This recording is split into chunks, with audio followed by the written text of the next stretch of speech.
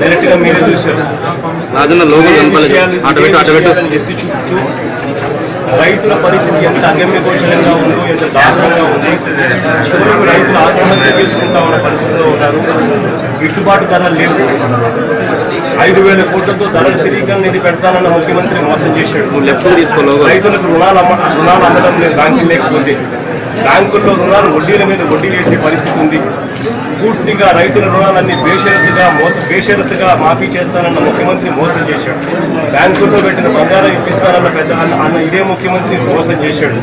చివరికి ఈ మోసం ఇన్పుట్ సబ్సిడీలు దాదాపుగా 4,700 కోట్ల రూపాయలు చంద్రబాబు నాయుడు గారు ముఖ్యమంత్రి అయినప్పటి నుంచి ఇంతవరకు 2013-14కు సంబంధించిన ఇన్పుట్ సబ్సిడీ 2,360 కోట్లు చంద్రబాబు నాయుడు ముఖ్యమంత్రి పూర్తిగా ఎగరగొట్టేశాడు.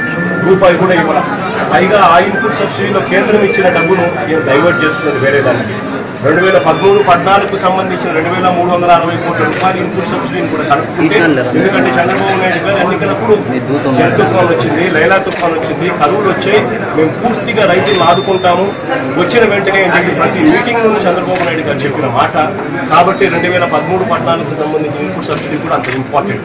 ఆ 2013-14కు సంబంధించిన ఇవ్వాల.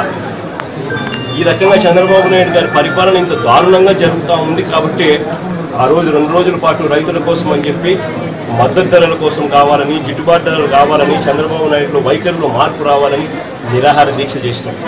ఎంత చేసినా కానీ చంద్రబాబు నాయుడు గారి చర్మం తోరు మందం అంటారు చూసినా, ఆ లెవెల్లో ఉన్నాడు చంద్రబాబు నాయుడు గారికి.